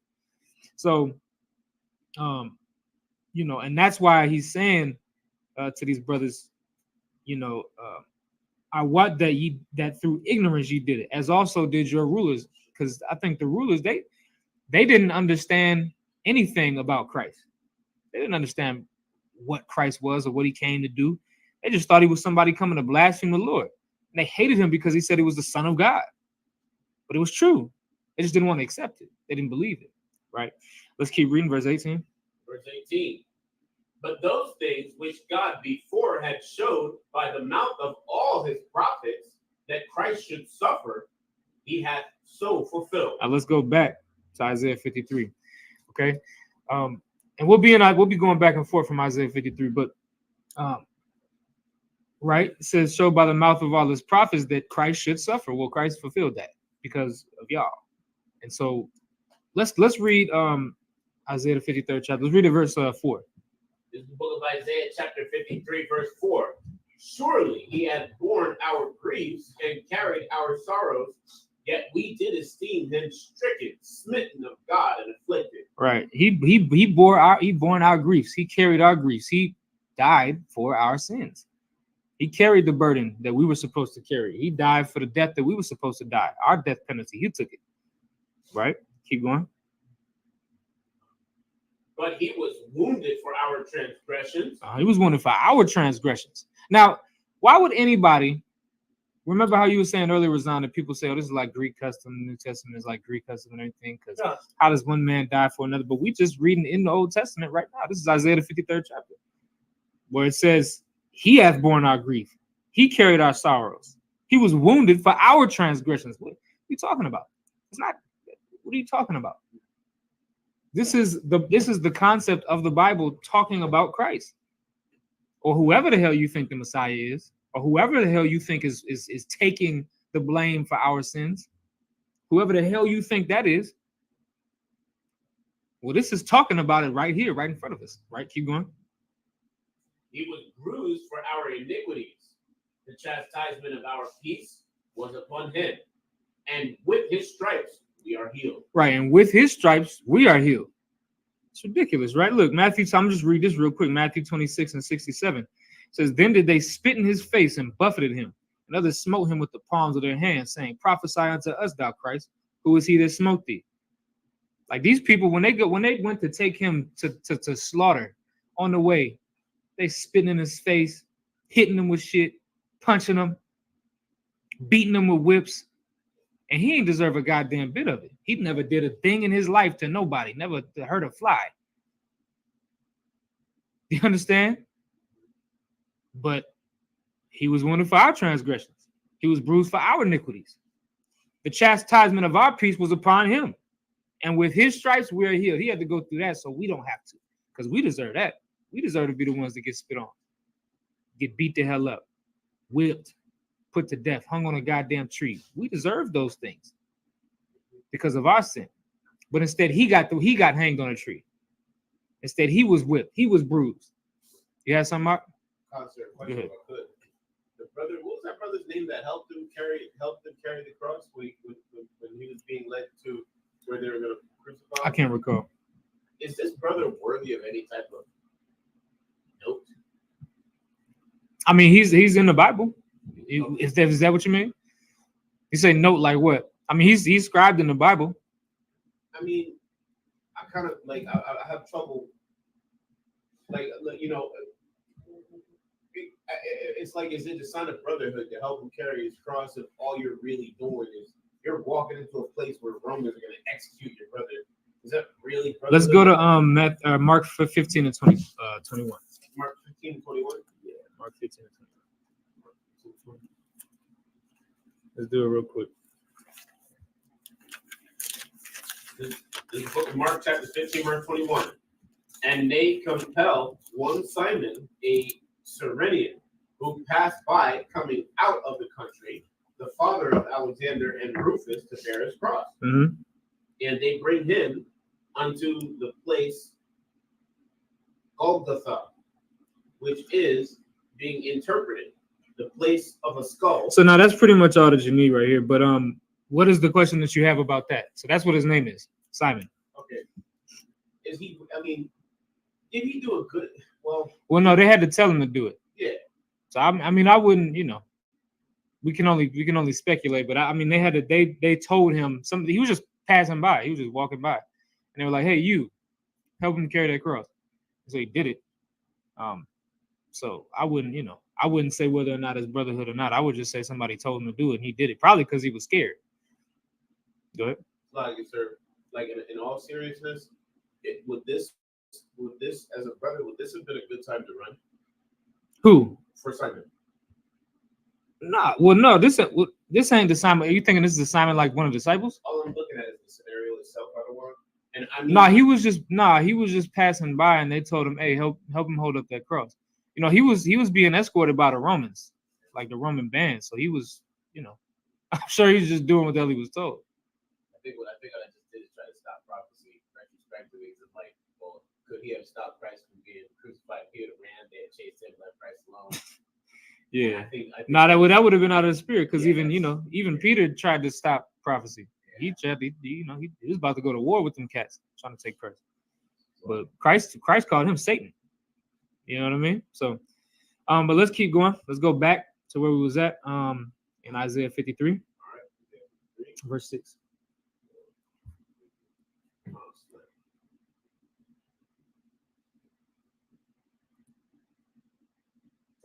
I'll pick it for you. Somebody. I'll pick it, Isaiah chapter 53, verse 6. All we like sheep have gone astray. We have turned everyone to his own way. And the Lord have laid him the iniquity of us all. Right. The Lord laid on him the iniquity of us all. We the ones that like sheep went astray. It's like all of the sheep.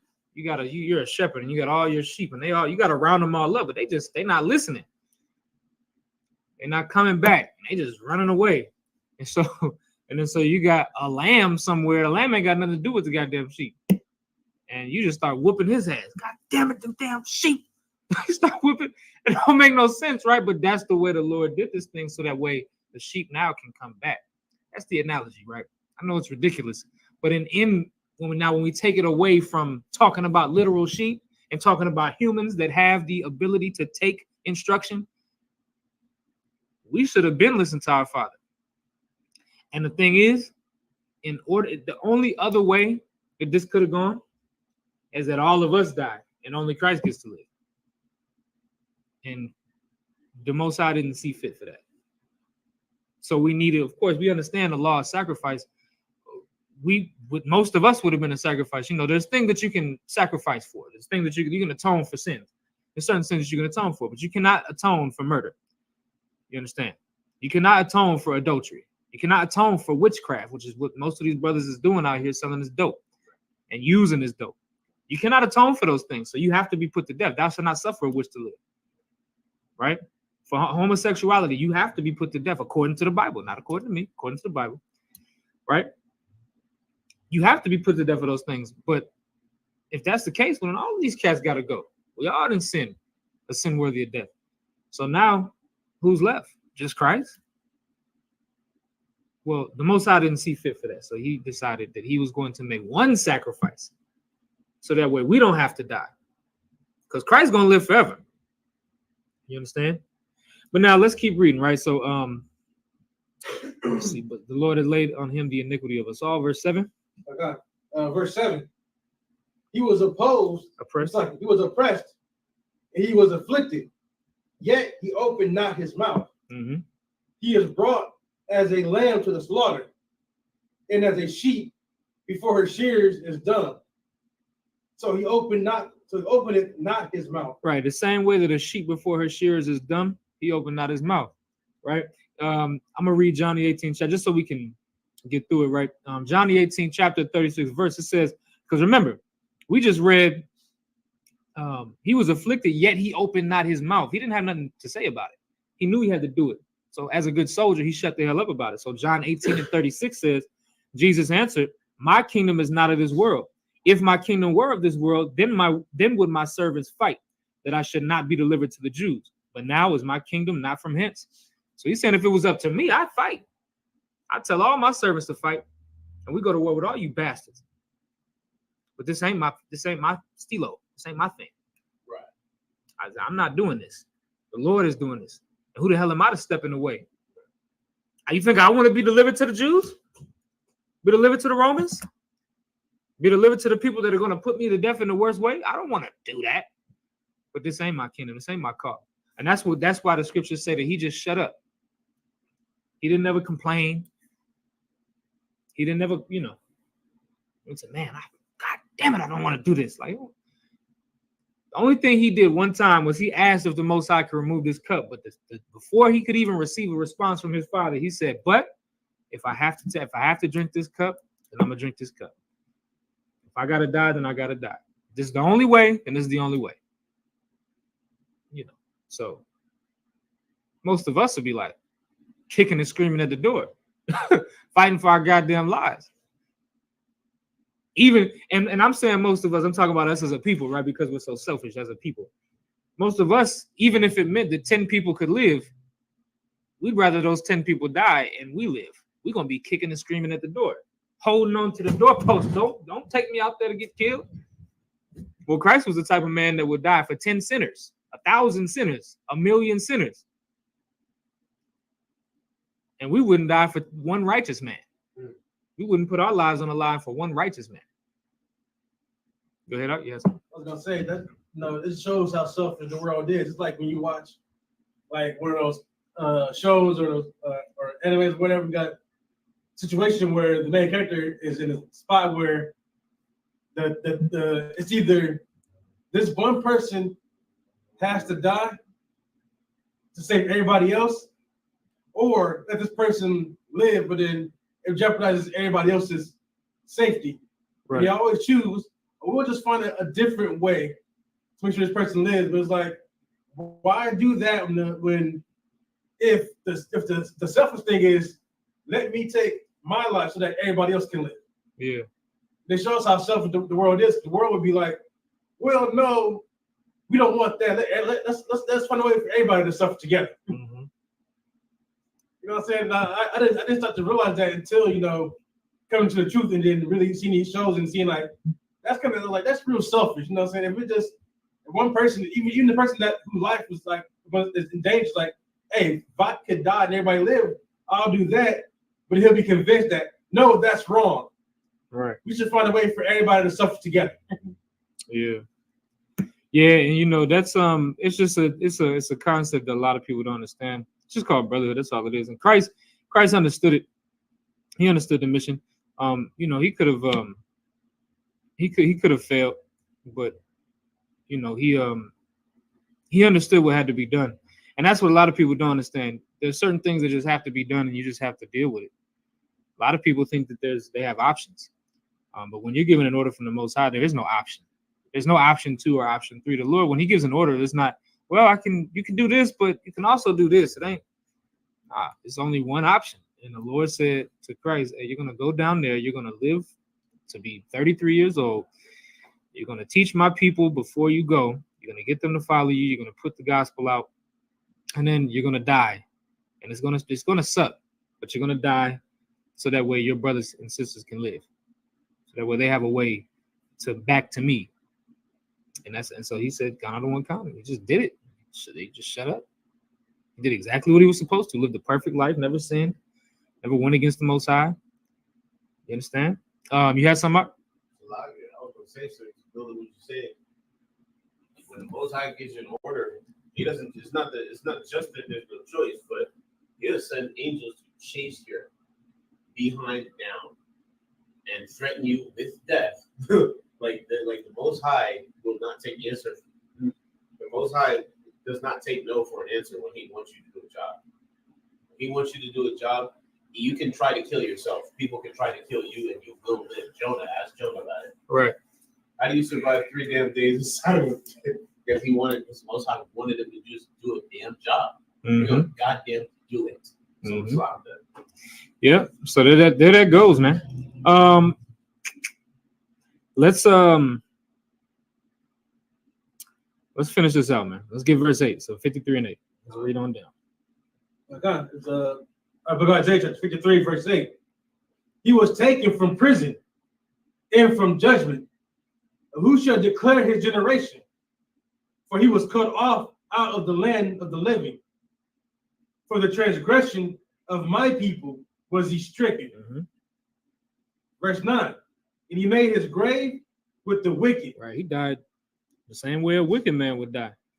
Matter of fact, he died next to them 2 malefactors.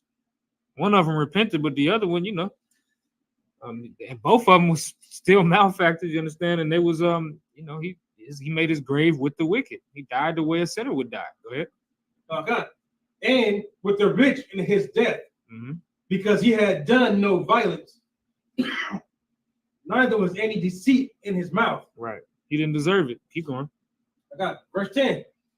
Yet it pleased the Lord to bruise him. But it pleased the Lord to bruise him. Don't this sound like an evil guy? Atheists use this all the time. not understanding what we just talked about. Atheists use this all the time to say God is just a wicked, evil being that desires death and destruction of people that he loves. Like that's, but we're gonna find out why this is important. All right, keep going. Okay. He had put him to grief when thou shalt make his soul an offering for sin. Oh, wait a minute, but I thought no man could die for the sin of another. But the Most High said he's going to make his soul an offering for sin. Go ahead. He shall see his seed. He prolonged his days. He shall prolong his days. He shall prolong his days. Keep going. And the pleasure of the Lord shall prosper in his hand. So why does it please the Lord to bruise him? Because that sounds. Go ahead. He does the work of the Most High, but what does he go in reward of the Lord bruising him? What does Christ receive? He received eternal rulership. Eternal rulership, right? Keep going. Verse 11. He shall see of the travail of his soul, and shall be satisfied. Right. Travail is sadness, is trouble, right? The travail of his soul, but he'll be satisfied. Keep going. By his knowledge shall my righteous servant justify many, for he shall bear their iniquity. So the reason why it pleased the Most High to bruise Yahawashi is because he's going to bear the iniquities of many and justify many, so that way they can come back to the Most High. You had something? We know that the scriptures say that the most high power is a man of war, and in warfare, there's always going to be casualties. We all know that. It pleased the Most High because in this war, and we know that the scriptures also say this is the condition of the battle. If they win, they're going to get it. If they lose, they're going to get this.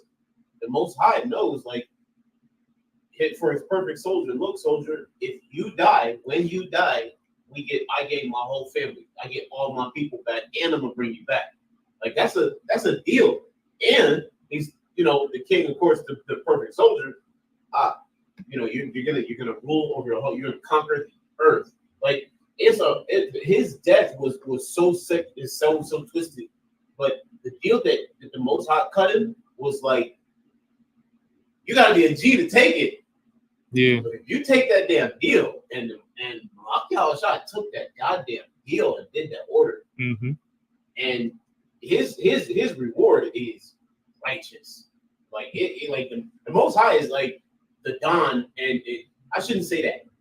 The Dons on earth want to be like the Most High so bad because his level of command, there's nothing above him. He doesn't answer to shit. So I can anyone. And the way he lays law down, like he makes exception for law. He can acquit you and know that you are guilty. Like the Most High, and even so much so that the Most High has a condition on earth right now that most people aren't even aware of. There is literally no way to unrighteously unalive a colonizer. At this point, because they've done so much evil, like it's like there are conditions that the Most High has on earth that it's just like you can miss it if you're really not paying attention to life. Yeah, so and this is the point with Christ, right? Bringing it back in. He's bearing the iniquities of many. Verse 12 is going to show you why it pleased the Lord to bruise him. It's going to set it right in stone. Give me verse 12. Okay. Verse 12. Therefore will I divide him a portion with the great. He shall divide the spoil with the strong. Because he hath poured out his soul unto death. Right. That's why it pleased the Most High. Like, look, of course, he's going to have to bruise him. He's going to have to be put to death. He's going to have to be stricken. All of these things, right? To justify sinners, he had to go through that. But the Most High said he's going to divide him a portion with the great, and he shall divide the spoil with the strong, because he hath poured out his soul unto death. Keep going. And he was numbered with the transgressors. And he bare the sin of many. And he bare the sin of many. Go ahead. And made intercession for the transgressors. And made intercession for the transgressors. And see, this is what we have to understand about Christ. Christ did all of that for us. When you read the so-called New Testament, you read the Gospels, and even the letters of Paul, when you see how Christ is spoken of, we find that what Christ did is bigger than just dying for people's sins. Like, that's a very base way to put it, right? To just say Christ died for our sins, right? Because that leaves out the fact that Christ died so we didn't have to die. Like, Christ died in your stead. You were supposed to die. He took your death sentence from you. He exonerated you of the death sentence, and he sat on that electric chair for you. He sat in front of that firing squad for you. He took the lethal injection. He did that when you were supposed to be there. So now this is what my question to everybody is. Of course, we're talking about Christ in the Old Testament, right? And the fulfillment thereof. But now that we have come to an end of the class, my question is, well, what are you going to do to justify his death? Because he died so that way you could live. He took your death sentence, right? So now what are you going to do? And that's the question that you got to ask yourself. Because a lot of people, especially these nasty Christians, I got to always bring that up.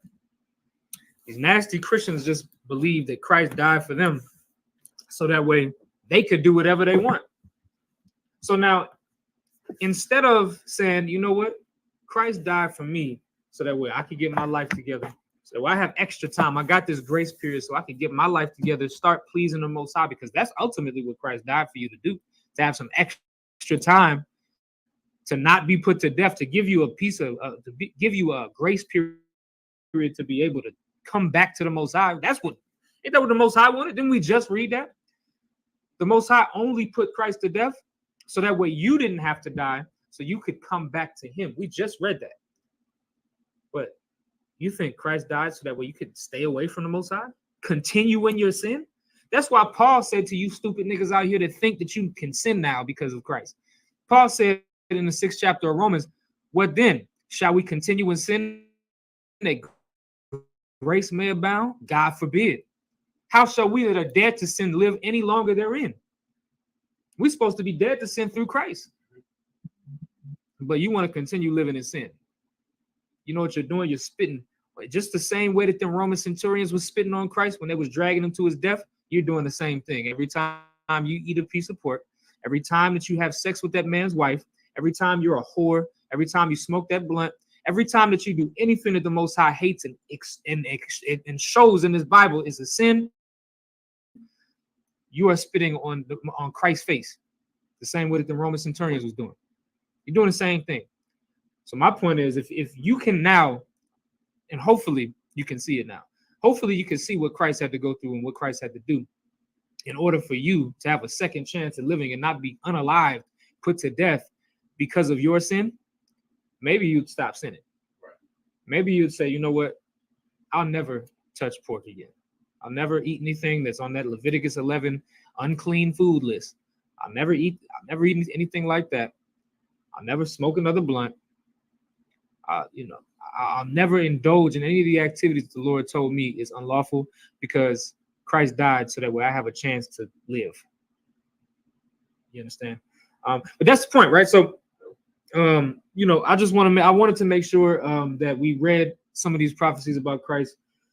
We're running a little bit over, but I wanted to show that for multiple reasons, right? Of course, when you're talking to people that only believe in the Old Testament and don't believe in Christ, this is just a further, you can go and pull any of these precepts and you can show them how the Old Testament prophecies of a Messiah to come absolutely apply to Christ.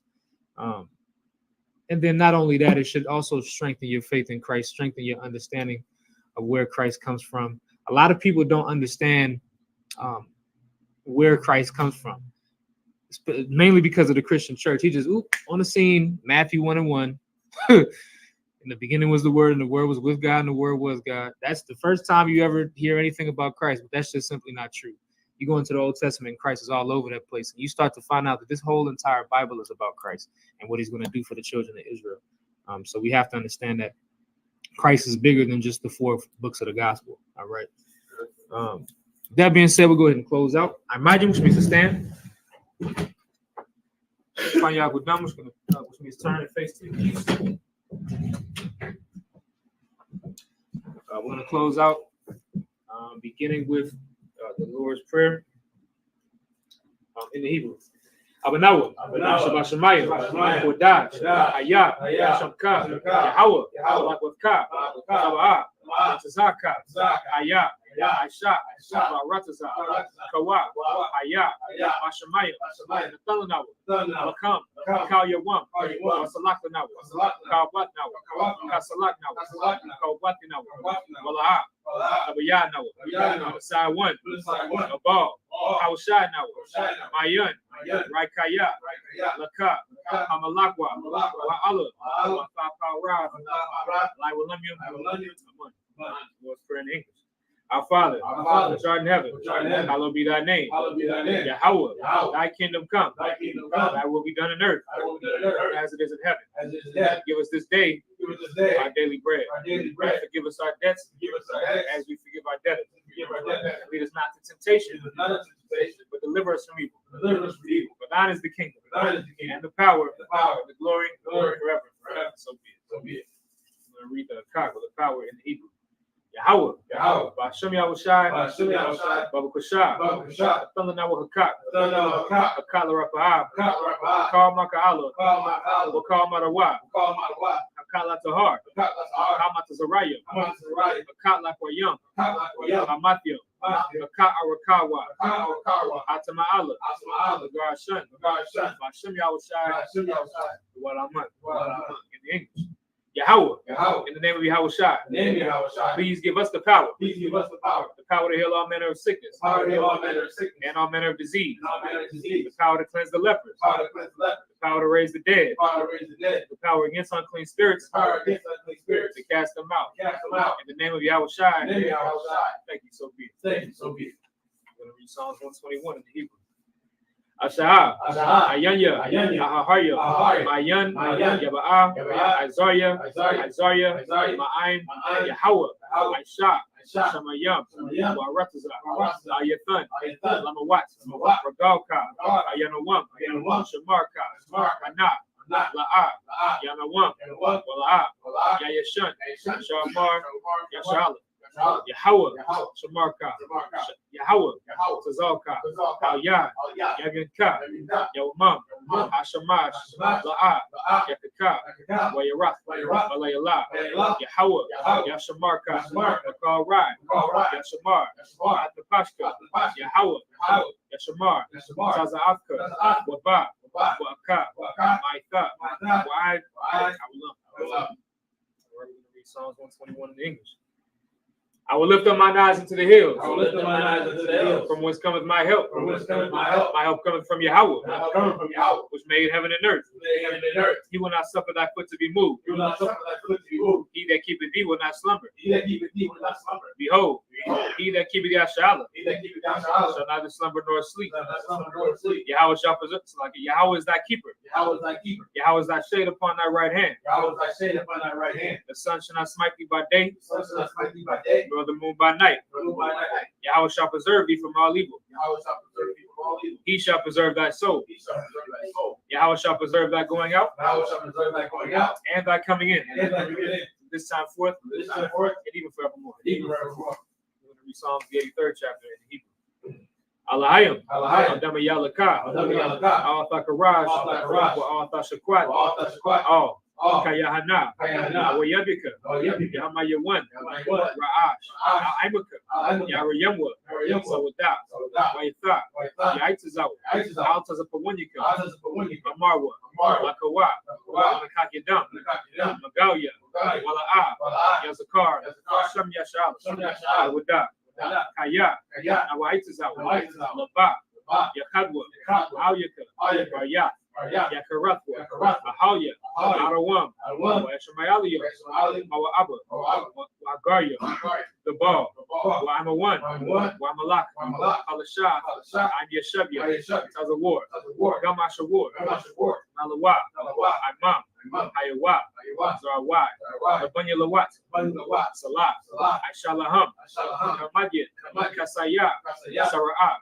Hayabyan, Manakal, Kwayashwan, Nashamagwa, Mayan, Nara, Hayawa, Yaman, La'adama, Shayatamwa, Nada, Yamawa, Ka'ira, Kazaba, Kazabak, Kazazal, Mana'ai, Call. Asaya Kamwa. Ashar. Marwa. Rashad. Lanawa. Nawaf. Alahayim.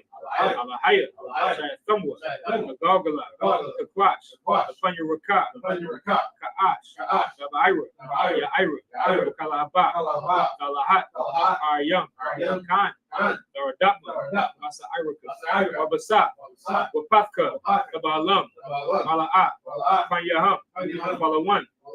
Webakwashwa. Samka. Yahawa. Yabashwa. Webahawa. Ayai. Makaparwa. Webadwa.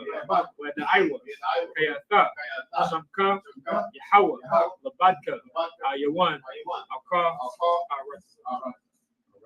Psalms 83rd chapter in English. Keep not thou silence, O God. Hold not thy peace. And be not still, O God. For lo, thine enemies make a tumult. And they that hate thee have lifted up their head. They have taken crafty counsel against thy people. And consulted against thy hidden ones. They have said, come, and let us cut them off from being a nation. That the name of YAHANNA may be no more remembrance. For they have consulted together with one consent. They are confederate against thee. The tabernacles of Edom. And the Ishmaelites. Of Moab. And the Agarim. The Baal. And Ammon. And Amalek. The Philistines. With the inhabitants of Tyre. The sword also is joined with them. They have opened the children of Lot. Salah. Do unto them as unto the Midianites. As to Sisera. As to Jabin. At the brook of Kasan. Which perished that endured. They became as dung for the earth. Make their nobles like a red. And like Zael. Yea, all their princes as Zabah. And as Amudah. Who said, let us say to ourselves, the houses of God in possession. Oh my God. Make them like a wheel. As the stubble before the wind. As the fire burneth the wood. And as the flame setteth the mountains on fire. So persecute them with thy tempest. Make them afraid with thy storm. Fill their faces with shame. That they may seek thy name. Oh Yahweh. Let them be confounded in trouble forever. Yea. Let them be put to shame and perish. Then they may know that thou, whose name alone is Yahweh, are the most high of all the earth. We're going to read the blessings in the Hebrew. Barakatah Yahweh, Wa Yahweh Shai, Wa Ma'aka'ala, Wa Lahayim, Wa Tazav Ya'ab, Ala YAHANNA, Ala Wapyam, Hasaranya, Akwata Zayanya, Makaya Yayim, Wa Gwathin, Yahweh, Wa Shem Yahweh Shai, Wa Raman. Bless you, Yahweh. And Yahweh Shai, and Michael, and the angels, commanding General Yahanna, the generals, the captains, the officers, the troopers, and the sisters. Yahweh, the name of Yahweh Shai. Thank you, so be it. All right.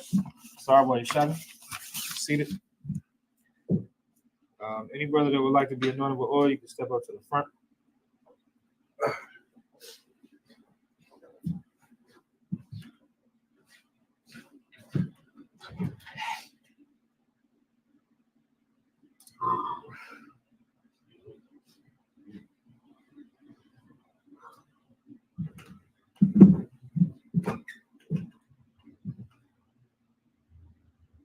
You stepping up, what? Yes, sir. He coming up.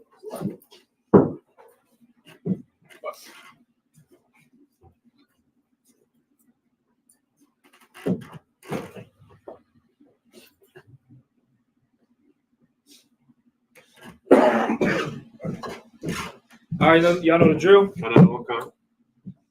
Say these prayers, point to you. Say your name 3 times. All right. Yabaraka Yahweh, Wayashamarka, Ya'ar Yahweh, Pan Yahweh, Al Yaka, Wayakanka, Yasha'ar Yahweh, Pan Yahweh, Al Yaka, Wayashamlaka, Shalom, Yahweh, Shem Yahweh Shai, Barak, Rafa, Magan, Hagan, Razan, Kabatama, Shai, Shem Yahweh Shai, all right, we just said in the English words, Yahweh bless thee and keep thee, face shine upon thee and be gracious unto thee. Yahweh lift up his countenance upon thee and give thee peace. Yahweh, in the name of Yahushua, bless, heal, shield, and protect these three brothers. That being said, we're going to close out the Sabbath service with a courtesy salute. Men of Israel, Amajim Shabbat, Amajim, Barak, Yahweh, Yahweh, Shiri, Al-Shai, Barak, Atam. Dismissed.